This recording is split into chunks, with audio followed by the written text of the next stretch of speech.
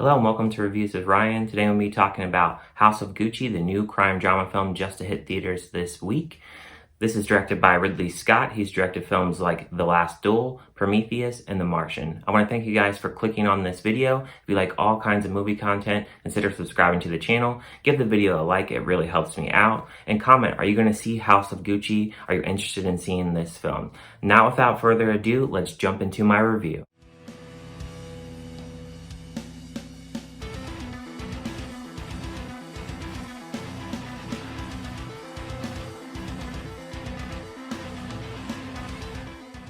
When Patrizia Reggiani, an outsider, marries into the Gucci family, her ambition begins to unravel the Gucci family. This film stars Lady Gaga, Adam Driver, Jeremy Irons, Al Pacino, Salma Hayek, and Jared Leto. So going into this film, you should know that this is a period of 20 years.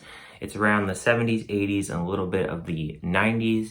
And the setting in this is really good. The cinematography in this is very good. I really liked some shots they did in this film. The costume department does a really good job. Lady Gaga, there's a lot of parts where she's changing different hairstyles. The makeup is really good.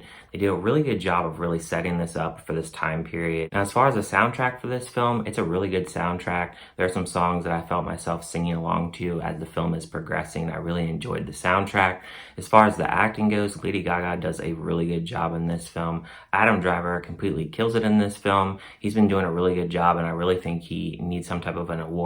He's been doing so good in films lately. Al Pacino, he does really good, especially for the fact that he's much older now. He does a really good job in his role. Jeremy Irons, he does a really good job as well.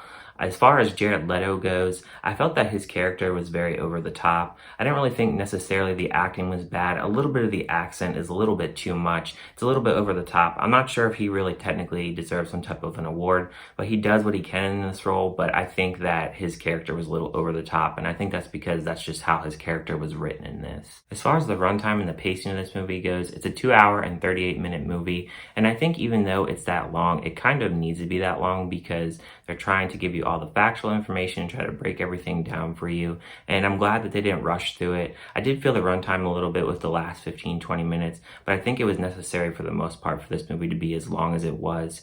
I think also with as far as like the factual information, there's only one thing that is not necessarily factual in this. Now, Lady Gaga, she does get married in this film, but they show her in the late 70s getting married. She actually got married in 1972. This was the late 70s they show in the film. So that is not actual fact there. And then also there's another part where there is a gift card being given. Gift cards are not actually popular during this time, more so gift certificates. It's just something really little, but it's just something to kind of note while you're watching this film. As far as negatives goes for this film, I would say like the last 15-20 minutes of the film, it could have been shortened up a little bit. I also think that some of the accents, they're not exactly always the most consistent throughout the film. I definitely thought that Jared Leto's character was over the top at times, and his accent was a little bit too much at times. So if I'm going to give negatives, those would be 2 negatives about the film. I really don't have any other negatives about the film. I really enjoyed the film. I think for some people, this is going to be a film where it's a little bit just too slow, and they may not like it. I also liked Ridley Scott's The Last Duel, and that was a slower film. So I really appreciate his kind of slower burn type films. So I really enjoyed this film. I'm going to give it a score of 4 out of 5. It met my expectations, and I really learned a lot in this film and learned about these characters, and I was really interested to see these characters on screen and what they could do, and they did a good job and had a good performance. And I think the film is pretty good, and I think that most people will probably enjoy this film. Thank you guys for watching this review, and I'll see you guys on my next review.